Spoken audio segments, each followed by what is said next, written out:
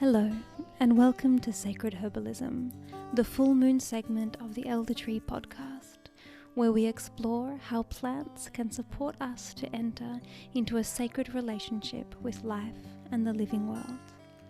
I'm Stephanie Hazel, and I've recorded this episode beneath the gaze of epic Wollumbin, where I live in Bundjalung country, and I pay my respects to the First Nations people of this land, as well as to the spirits and plants of this ancient earth.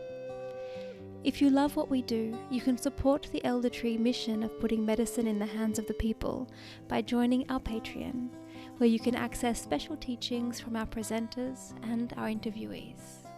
So, let's walk into the moonlit forest together. Are you ready? Hello and welcome to this month's episode of Sacred Herbalism, the full moon segment of the Elder Tree. This month I'm going to be doing something a bit different. Instead of interviewing someone, I'm going to be talking to you about one of my passion topics, ritual herbalism and ritual in general.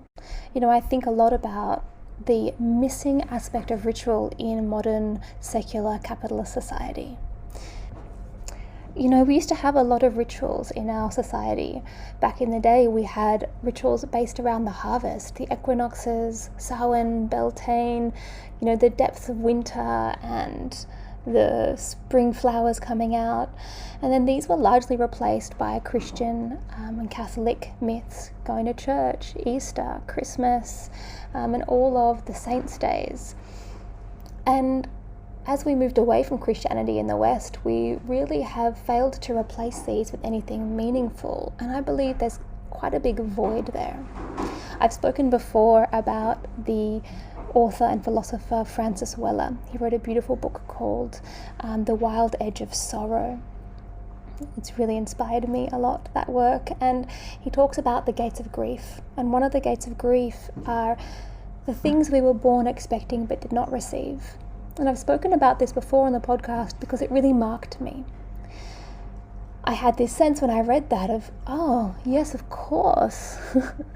I was born expecting a certain kind of ritual tradition. And I've been kind of confused, especially as a child and a teenager, to come of age in a society where these were not offered to me. And instead of meaningful rituals that help me connect with the wild depths of my subconscious, that help me to remember and embody being in right relationship with myself, with my community and my family, with the living world around me, and with God or spirit, I was offered things like shopping centres and cinemas. So over the years, I have created and discovered a ritual practice for myself. And I've often wondered what the role of ritual is in herbal medicine.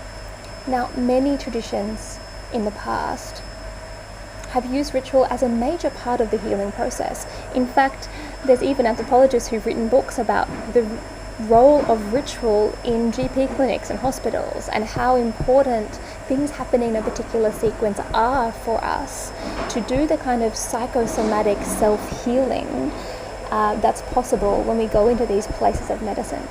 Now, if you're a herbalist and you're in clinic, I bet that you notice this, right? Or maybe you don't. Maybe it's worth noticing the power of placebo, that when we do things in a particular way, when we really engage in the ritual theatre of healing and of medicine, we allow the client or the patient to enter into a state of expectation, of really believing that we can help them heal. And many traditions have done this with the plants as well. Like our own practice of developing a relationship with plants through ritual, and also the practice of how we tell the stories about plants as we hand them over, how we use the power of our voice and the power of suggestion, almost like a kind of hypnotic process, to support the belief of the client that healing will happen. Right? So there's lots of ways that ritual comes into the healing role. I think about this a lot. So today we're going to talk a bit about ritual. its role in entheogenic practice, its role in herbal medicine, its role in creating relationships with herbs, and I will talk a bit about how to start a ritual practice if this is something that you're curious about but haven't actually started, or maybe you've started and you want some more instruction. Now, I'm by no means an expert in this space, but it's something I've been thinking about and experimenting with for quite a long time. And in fact, it will take generations of many people turning this puzzle over and experimenting bravely and with open hearts for us to eventually return to a place where we have a tradition of living rituals that is meaningful for us in our culture and fulfills that role that we're talking about.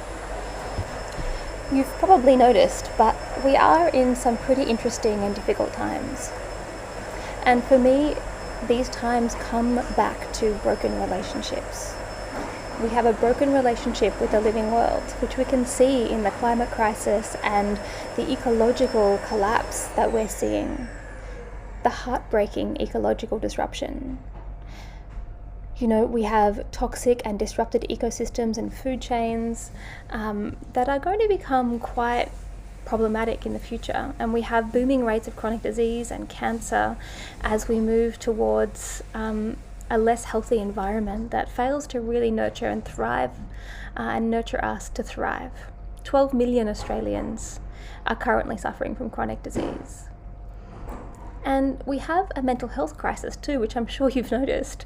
Nearly half of Australians aged 18 to 24 years are considered to be suffering from mental illness. You know, 36 people try to take their lives every single day in Australia, and 6 of them succeed. That's 6 suicides a day, and we don't have a large population, you know. This is not just a climate crisis. This is a broken relationship with ourselves. You know, this is a crisis of relationship with life.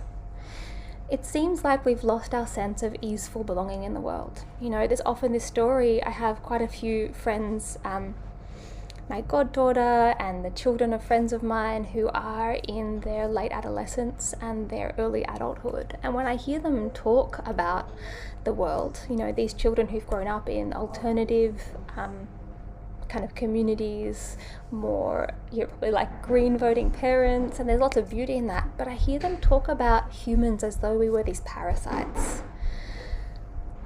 Like we don't really belong here, like we're messing it all up, you know. And that is a really dangerous story. No wonder half of 18 to 24-year-olds have mental illness. How can you feel good about yourself and your life if you run with a story that we are destroying everything around us? And I get why we have that story, right?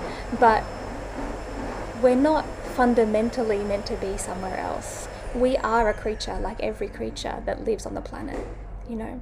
And every Indigenous culture has had a beautiful story about our place here. So I actually think that this deep fractured relationship between human and earth, and human and spirit, and human and self is the crisis that we're truly seeing. John Vervaeke calls it a meaning crisis, that we've lost meaning. My friend Jimmy Wollumben talks about it as the fractured lens. You know, we're looking through a lens that is fractured and broken, and actually that is the deepest healing that needs to happen.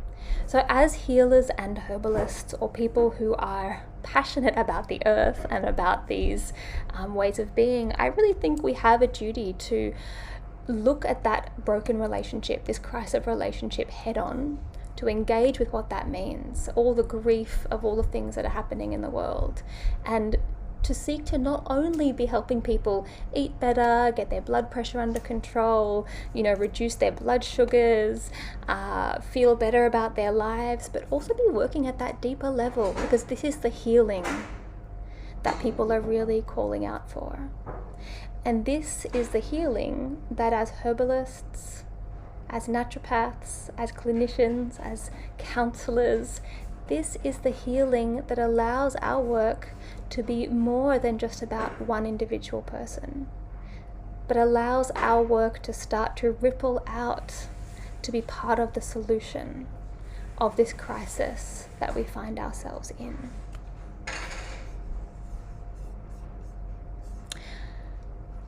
So for me, there's an overlap here. The deep healing, the deep transformation that's possible with herbs and this broken relationship. There is a crossover here with the imaginal realms and ritual. And if that's not immediately obvious to you, I don't blame you, but let me take you on a little journey there. At the center of the earth, at the foundation of the world, there lives a tree. This tree is spoken of by many peoples. Some say it is an oak, some say it is a cedar, some say it is an apple, and some even say it's a hazel. This tree is the tree of life. The tree of life spreads its roots, trunks, and branches through all of the world, through all the layers of reality. In this story, there are three. The middle world, the world where we live in the light of day and conscious awareness, where the 10,000 things manifest their destiny, is where the trunk grows. The world of 3 dimensions, of form, of birth and death and joy and sorrow. Then the branches, spreading up into the upper world, the heavens, where pure divine spirit resides, where all things dissolve into eternity and love. This place we direct our prayers and our supplications. The world of Allah, Nirvana, God, Yahweh. The world of insight, exalted thought, bliss and transcendence. And lastly, the roots of this tree spread down into the watery depths of the underworld, or the other world. A world of symbols and archetypes, where the fundamental essence of each being resides, or the embodied spirits, the enlivened spirits of each thing. The dream time, the world of shadows, the world of magic. This is the world of essence. With its roots in the other world and its branches reaching up to the underworld, the tree of life tells us a story about the multidimensionality of reality, about needing to be in relationship with all of these aspects of life. It's a metaphor for deep connection with and integration with these 3 layers of reality. The world of spirits, the dead, the underworld, the world of form, and the world of transcendence. This tree shows us how to be in communication. Us here standing in the world of form, how to keep a finger in each of the other realms. How to communicate across the veils. And it tells us that when we can integrate all 3 layers of reality, true aliveness and wholeness is achieved. And many cultures talk about this integration as the great task of humans. So this story of the tree of life, or a variation of it, is spoken by the Mayans, by the Celts, by the Norse, the Yggdrasil, or the world tree, by the American Indians. In the Bible, this is the apple tree that Eve eats that gives her forbidden knowledge. By the Vedas, the Celtic people talk of the hazel tree, with its roots in the pool, the spring at the center of the universe, and the hazelnuts dropping down into the stream that the salmon carry the hazelnuts into the world of form. And this is where all knowledge and wisdom is brought to the world. The forbidden knowledge of the gods, the Mongols. The Vedic tradition talks about the tree of life and its seeds giving birth to every single medicinal plant in the universe. So this story of the tree of life is so common that Carl Jung calls it one of the foundational myths of humanity.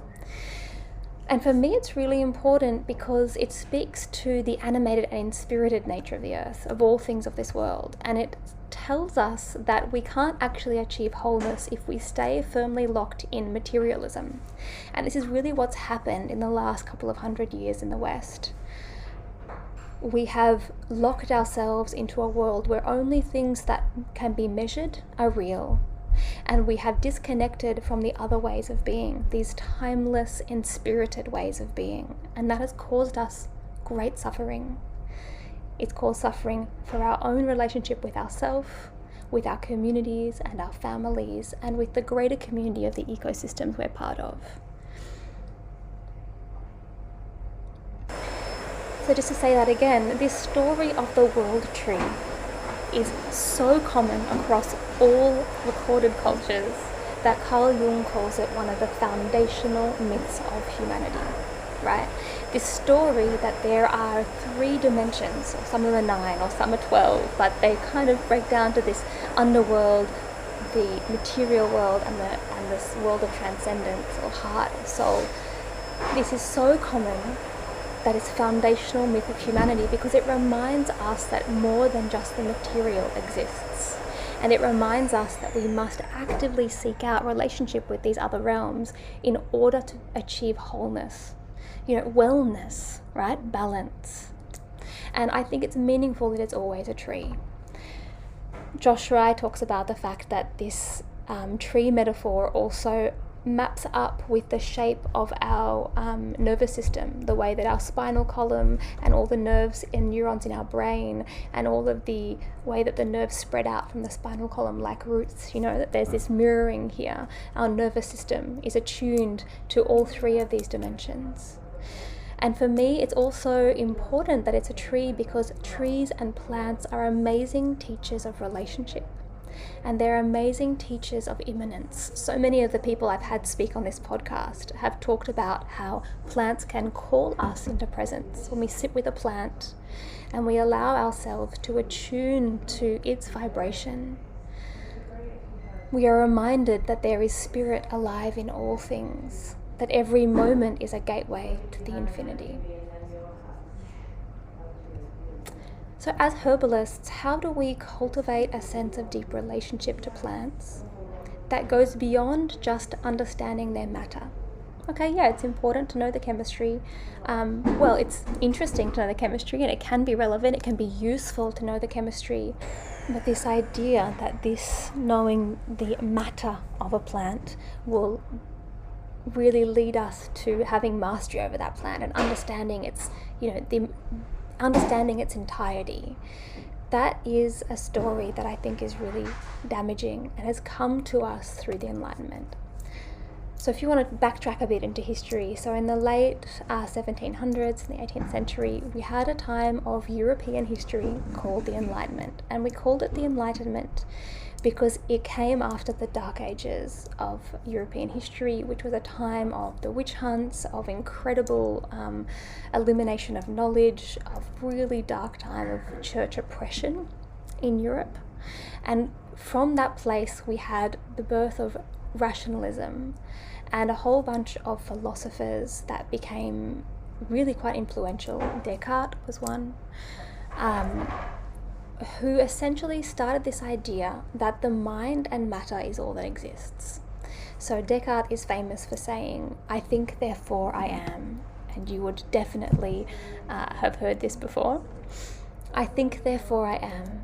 Now let's just think about that for a moment. I think, therefore I am tells us that it is thinking and the mind that makes us real.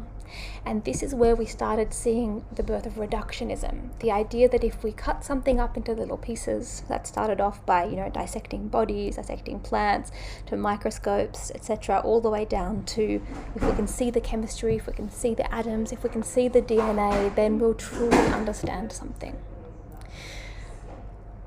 So this was a really massive philosophical shift, and it's one that allowed the Industrial Revolution to take place and the pharmaceutical medicine revolution to take place, right?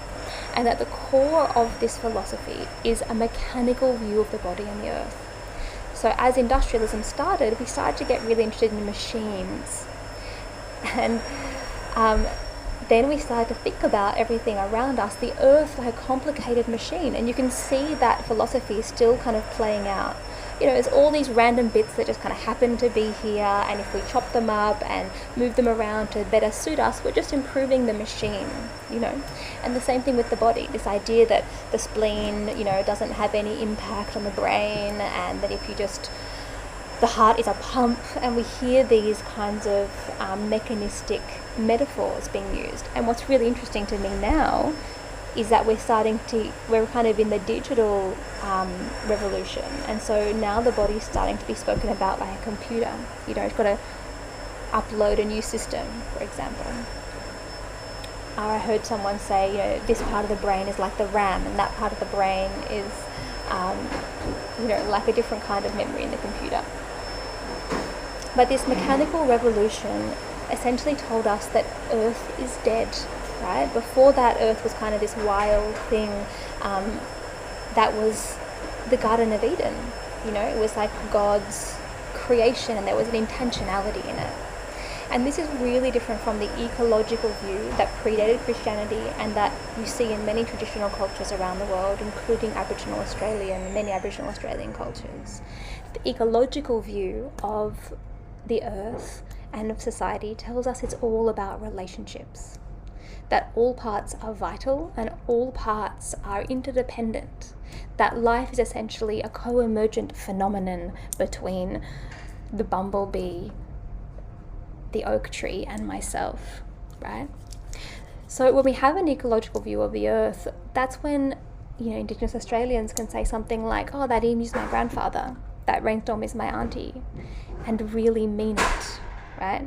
And when you live in an ecological model, you have to be thinking about the whole all the time, because you are dependent on that system being well.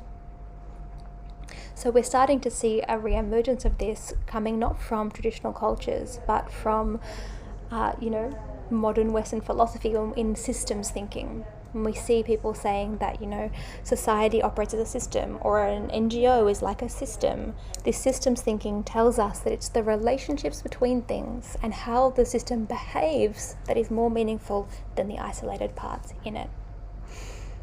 Going back to medicine, Chinese medicine is a really good example of an ecological relational model in the body. They even talk about, like, I'm going to get this wrong, sorry to all the TCM people out there, but they talk about things like the kidneys being the mother of the lungs, and, you know, the liver being the general of the body, and the way that actually in relationship the organ systems are in relationship with each other, and their actions and their functions are more important than the cells. So I interviewed a while ago John Bradley, who is an Indigenous ethnoecologist, an anthropologist. He was a lecturer of mine, and I remember at uni him telling me this story about environmentalists and Indigenous elders being in conflict in Northern Territory. The Yolngu people, I think. No, sorry, the Yanyuwa people. And he wrote this beautiful paper called Cane Toads Have Stories Too. So I grew up in Cairns, and cane toads were a real pest, and I got used to the idea that killing cane toads was the right thing to do, you know, the responsible thing to do. And up in Arnhem Land, I'm probably even worse, right? And the environmentalists were wanting to remove all of the cane toads, and the Indigenous elders were saying, how can you do that? You know, cane toads have stories too. Cane toads are one of the only creatures that can jump out of a bushfire still alive. And so the cane toads for Indigenous peoples, even though they were killing lots of frogs, they still had their spirit, they still had their story, they still had their place. And this idea that humans can make this judgment over who should be there and who shouldn't was quite abhorrent to these Indigenous elders. That story really opened my eyes to how much I place humans as the ones who can make those choices, and how much I see the environment as, you know, something to be controlled. It's not something where the relationships are emerging and evolving all the time, right, in my mind. So we birthed this mechanistic worldview. We kind of had the death of spirit and the death of God. And 300 years on, this view has consigned us to living in a dead world, where all beings, from viruses to salmon to humans to cane toads, are blindly following the dictates of their DNA, kind of locked in this violent competition for survival and procreation. And unfortunately, that world is a very meaningless and terribly lonely place. Add into that the story that we're parasites, that we should be better off not being here, and no wonder so many people feel alienated, isolated, unwelcome, and like they're really lacking in meaning. If the only meaning that's being offered to you is to, chase money and success, and for what? Because then you die. So I believe that through ritual and through this deeper, more sacred relationship with the plant world, we can support ourselves and each other to come back into a deeper relationship of belonging to the earth. If we reawaken this older way of knowing plants as our family, as our friends, as our teachers of relationship, our teachers of wellness, then, we start to feel ourselves as being in complex web of relationships. We start to reanimate the natural world, for the world to be animistic and full of aliveness again, right? Embedded in this mutual web of relationships, we can start to feel like we might just have a place after all. This is the kind of ecological identity that deep ecologists speak about. This feeling of actually being part of the ecology, feeling yourself as belonging to the ecosystem, as being a part of the system, the web of relationships that exist around us, rather than outside and apart. So how do we actually start to experience ourselves as being in relationship with the living world? Well, if you're a herbalist or a plant person, then really feeling that relationship with the plants around you in your garden, the plants that you use, is the obvious place to start, right? But in order to be able to even accept the possibility of being in a relationship with plants, we need to reanimate the world. We need to really understand that there are these 3 levels of reality that the tree of life moves between, that the tree of our nervous system is straddling. Because it's very hard to have a relationship with a collection of glucose and chlorophyll molecules. But I can have a relationship with the spirit of chamomile. This sweet and generous plant that soothes so many hurts and has for tens of thousands of years. This beautiful plant that grows in the mountains where I was born, that can be wild harvested and collected and made as a tea. This plant that my grandmother used to give me when I had a sore tummy. We can have relationships with living beings. So in order to have this, we must reanimate the world of spirit. So what is this world of spirit, this other world? Carl Jung calls it the collective unconscious, right? This space where all of our unconscious minds merge and are shared. And this world is one that speaks in archetypes and symbols. All the mythology of the world kind of points to this place, right? And there's a reason that I shared that story. Story is so powerful in connecting with the other world, the underworld, the unconscious. Stephen Harrod Buhner, the amazing author and earth poet, he talks about the imaginal realms, where we can really deepen our relationships to plants, and not only this, reclaim lost parts of our souls. The term imaginal actually comes from a Sufi philosopher called Henry Corbin. He's a British philosopher who was a professor of Sufism, and he first coined the word imaginal, and he says it's kind of the faculty of our souls or of our minds that can actually receive information through the imaginative capacity. So it feels like imagining, but it's not coming from us, it's coming from this collective unconscious, right? And ritual is the way that we access the imaginal realm, the underworld. Ritual is the primary human gateway into this place. They are deeply entangled. And that's why I've been speaking about the imaginal in this talk. Because getting good at ritual, getting over our weird awkwardness when we engage in ritual practice, is so important if we want to be able to straddle all the dimensions of the world tree and support ourselves to come back into this place of wholeness.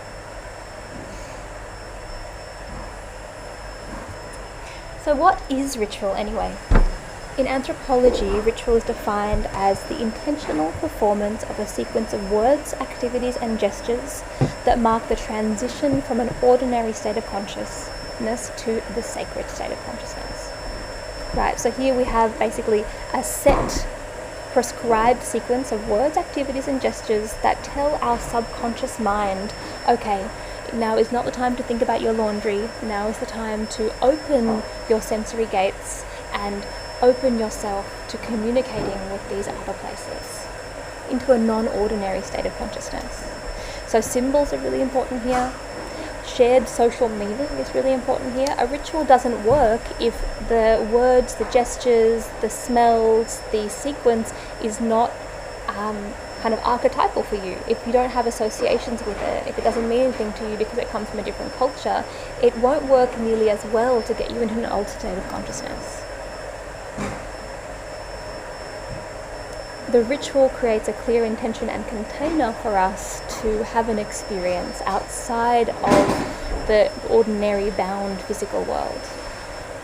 Symbolism and repetition are key here. There's a reason why it's kind of unsatisfying doing a ritual someone just made up, or doing something that comes from a completely different culture that you have no connection with, because it's not repetitive, so it doesn't work as well, right? And once you have been doing a ritual for a while, it does start to communicate with you. For anyone who has been engaged with the ayahuasca ceremony practice over the years, I definitely know that over time, just the smell of the Palo Santo and sitting in a circle all in white and hearing the specific prayers and openings that come as part of that ritual process of opening the circle starts to affect me, even before I have drunk any of the ayahuasca itself, right? Have you had that experience? I've had this experience in Catholic Church as a child. The words, the prayers, the incense, the stained glass windows would start to work on my subconscious to invite me into a kind of altered state. And some of us are more prone to these experiences. We have a thinner veil between the worlds, right? So in this conversation of sacred herbalism, we talk a lot about entheogens, these psychedelic plants that help us to experience the divine or to cross through this veil into the other world. And when you look into these entheogenic traditions, most of them agree that the ritual is actually central to that powerful experience. It's even more important, or just as important, as the plant itself that's being taken. The Peyote Way Church of God, which is one of the big Native American churches that uses peyote as a way to connect with spirit, they say, and I quote here, "Peyote is a holy sacrament when taken according to our sacramental procedure and combined with a holistic lifestyle." So you see, they say there that it's a holy sacrament when taken according to our sacramental procedure. So it's like when the ritual is done right, then it's a holy sacrament. It's not just the plant in and of itself, although of course that holds power and sacredness. But our obsession with the materialism translates even to the way that these psychedelic plants have come into Western culture. We've been obsessed with the thing itself, the material, the chemistry of the plant being the important thing, rather than the ritual and the context of stories and myths and ideas that actually the plant kind of exists inside of. And when it's inside that context, that's when it's really powerful, right?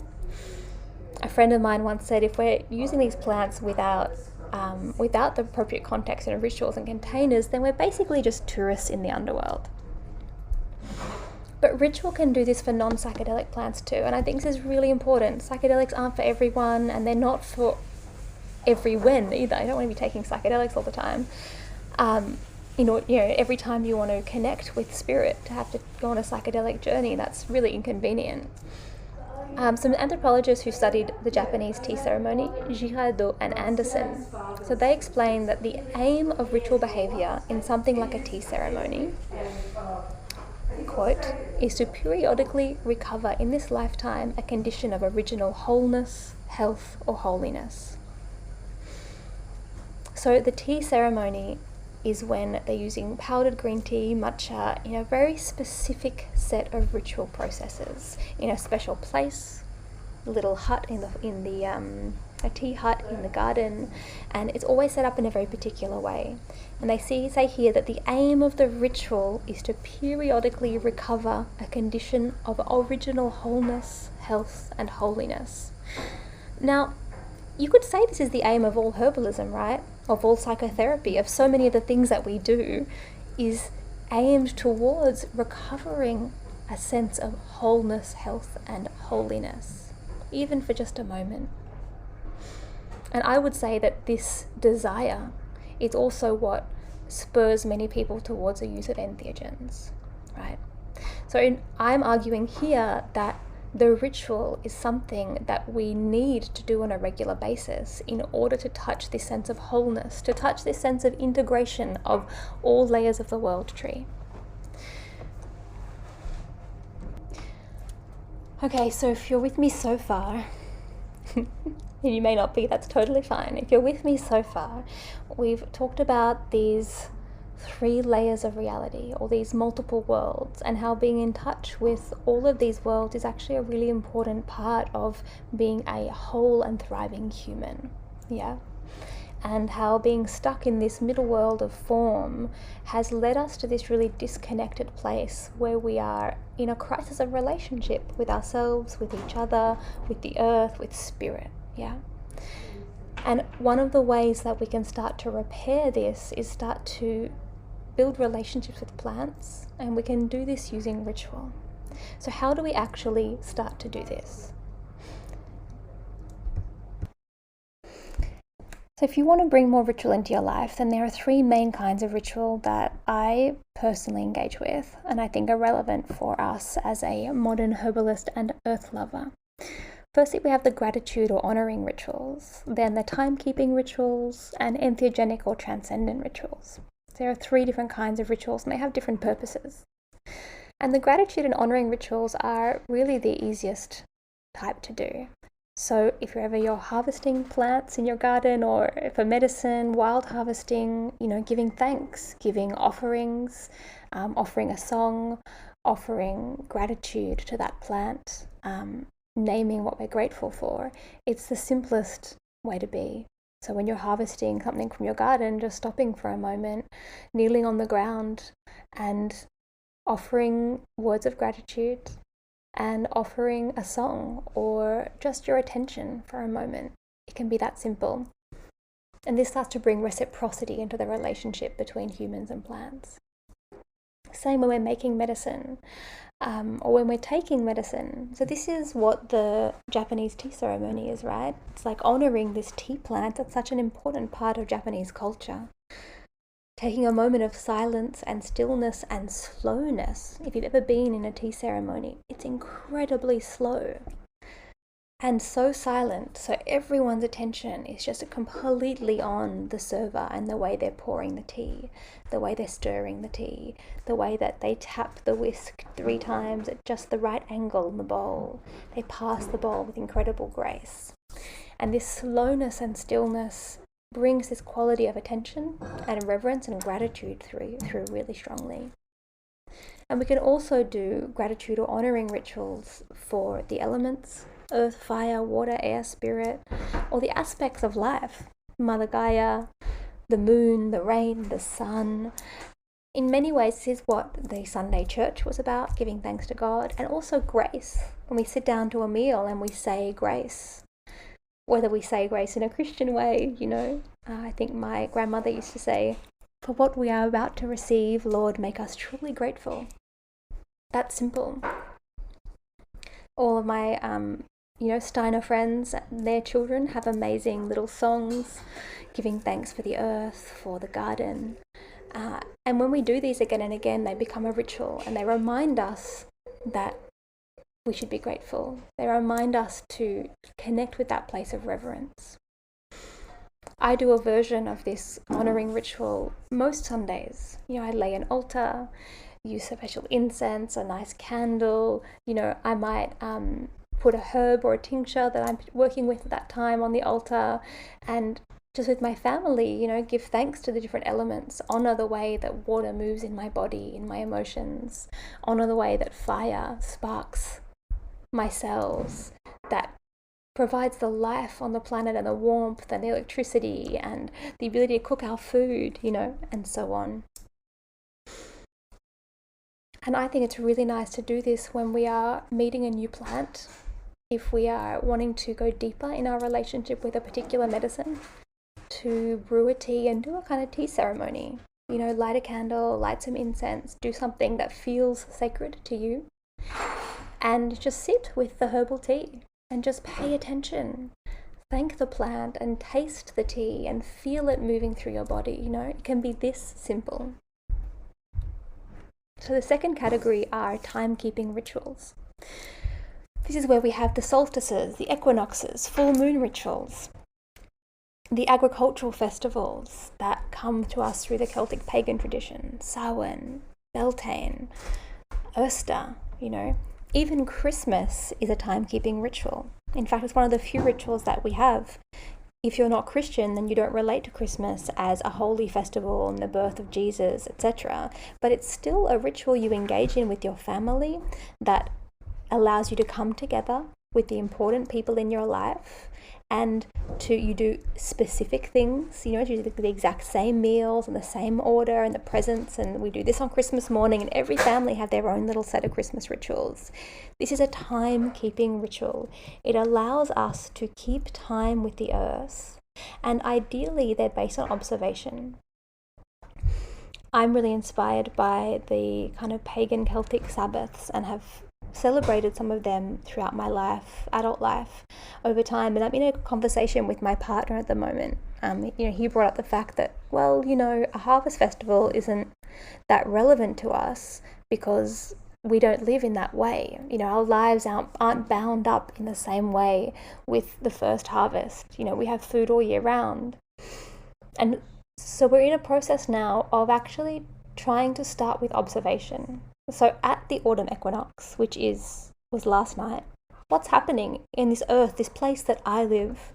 What's flowering? What birds are around? What is the weather doing? And create rituals and symbols that honor what is actually taking place on the earth where I live, because that's what these rituals originally were.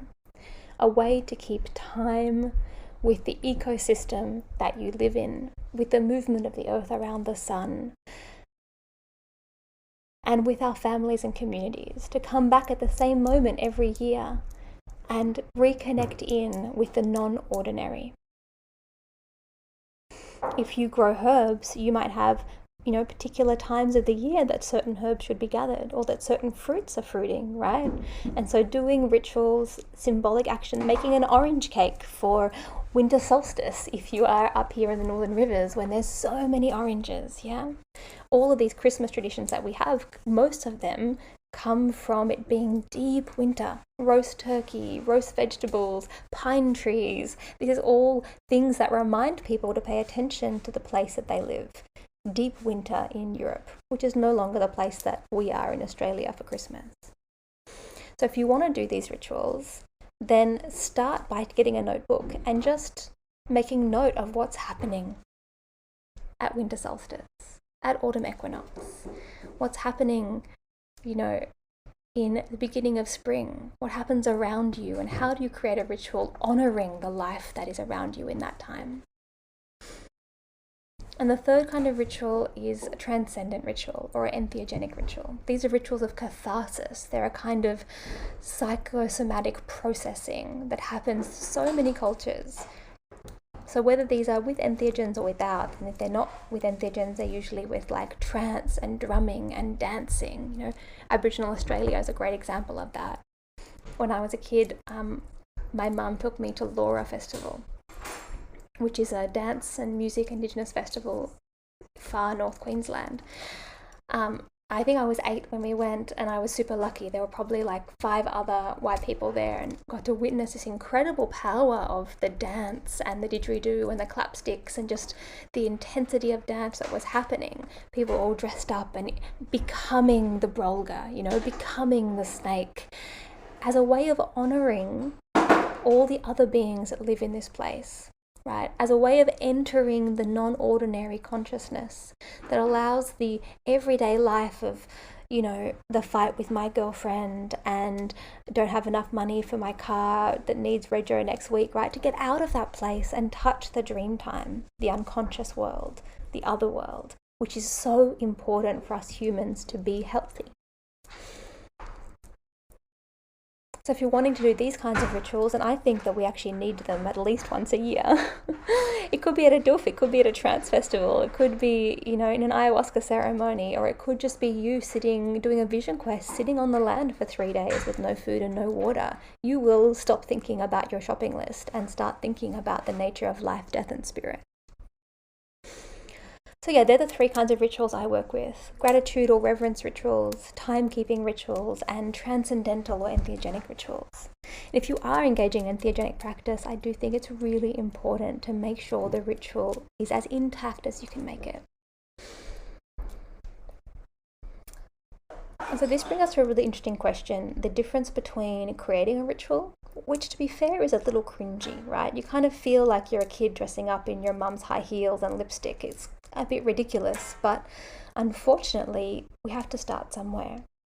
And the other option is to kind of import a ritual from another culture that's much more intact than ours in that mythological, mythopoetic aspect. And that is problematic too. We had the issue of cultural appropriation. What does it mean when you take someone else's ritual and you start doing it? You know, I know people who have questions about how the spirits of the land in Australia feel about, you know, Shipibo rituals happening here, or Native American rituals, you know, using tobacco. I remember traveling through India a while ago, and I went to this beautiful shrine, and my friend and I were there at the time, and we were like, we should offer something for this beautiful place to these gods. And so she had some cigarettes. We broke up a cigarette and offered some tobacco, which is a Native American tradition, right? Offering tobacco as a gift to the spirits. And there was an Indian man there for whom this shrine was really important, as part of his tradition. He got so angry at us. He's like, how could you just leave your rubbish at my temple? You know, because that had no significance for him, that tobacco. For him, it was a bit of, you know, toxic cigarette that we just dumped there, you know, on the altar. He was outraged. And it was really good for me to be like, oh yes, I'm just appropriating left, right, and center like a tourist in the underworld. So for us to be aware of that. And some cultures have been incredibly generous. The Shipibo peoples have been so generous with their medicines, with their cult songs, with their stories, with their rituals. So, and I think if you have studied directly with different indigenous and traditional peoples around the world, and you have learnt intact rituals, and you have been in that culture enough to actually understand and have a connection to the symbols, the words, the songs, to what's behind those symbols, and you have permission from those people to do that, then go for it, right? But make sure when you do a ritual, when you don't have that, not many people have that experience of being taught a ritual practice and given permission to do it. So I do think that we need to be creating rituals as a collective that speak to our unconscious, that use symbols and songs and stories and words that have meaning for us, right? Yeah, you can be inspired by other places because we have to start somewhere. But if you are taking things from other cultures, at least try to understand why do they use that word? Why are they using tobacco? And what does that mean in that place, you know? Because ritual doesn't work if it doesn't speak to our unconscious. So if you're creating rituals for yourself and your community, you need to make sure there's symbolism and story. Myths, this is so important, right? This is one of the most important things in connecting with the unconscious. Symbols and stories. There also needs to be predictability. The conscious mind lets itself check out when something is repetitive and predictable. It goes, oh yeah, I know what's coming, I don't need to be online. And that creates some space for the unconscious mind, you know?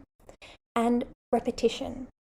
So the more that we do a ritual in the same sequence of order, the same order and the same sequence with the same words and gestures and smells, the more that it will work as a gateway into the underworld, the imaginal realm.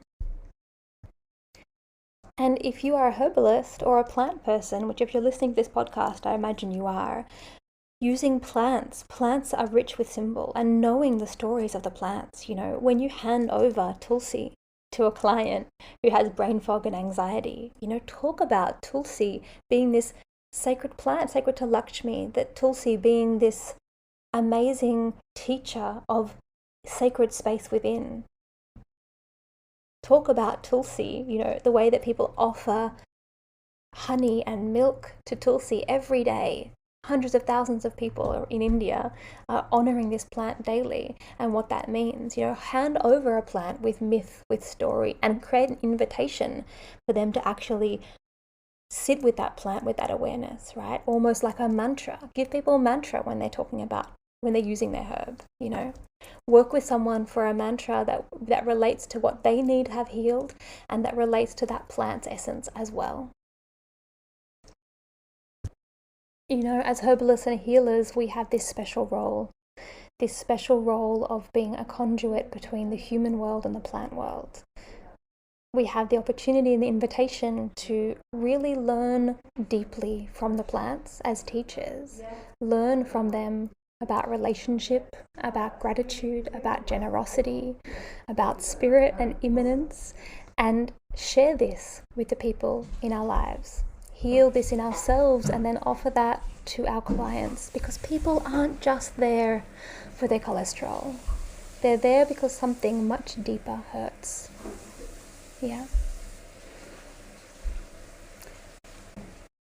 And so when we personally cultivate a deeper way of knowing plants, working with plants slowly, getting to know them as beings, using ritual to connect with them, using plants in our rituals, reconnecting ourselves to this sacred world around us, we start to inhabit a world that's living, breathing network of relationships. It's a place full of spirit and meaning, and we get to pass this on to our clients and to our community, right?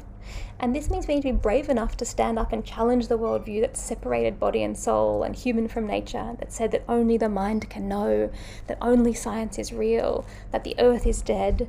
If we don't stand up and fight against this, in the way that we live our lives, in the way that we give herbs to people, in the way that we speak about the plant world and herbalism, then I don't think we have any hope of ever addressing these massive ecological, spiritual, and mental problems that we're facing as a species. And I know that I want to be part of that solution. What about you?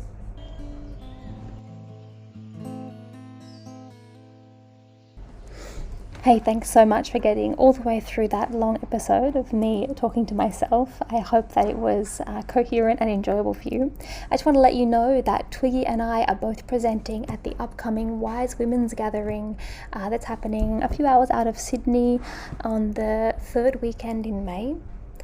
And Twiggy and I have been asked to do a 3-hour seminar on the Thursday night, which is an optional extra night just before the festival starts, that is all about honouring plants as teachers. So we're going to have a really juicy 3-hour exploration of this topic, along with some group activities and practical exercises. So if you're thinking of coming to Wise Women's Gathering, get yourself there and make sure you are there for the Thursday evening session, because we would love to see you. That's it for this moon cycle. Thanks for joining me in another layer of this fascinating conversation we are having about the role of the sacred in our lives as herbalists. If you know someone who would love this episode, then send it through to them, as our work strengthening our herbal community through grassroots herbal education starts right here. I'll see you next time the moon is round in the sky, and until then, I wish you good health and many plants.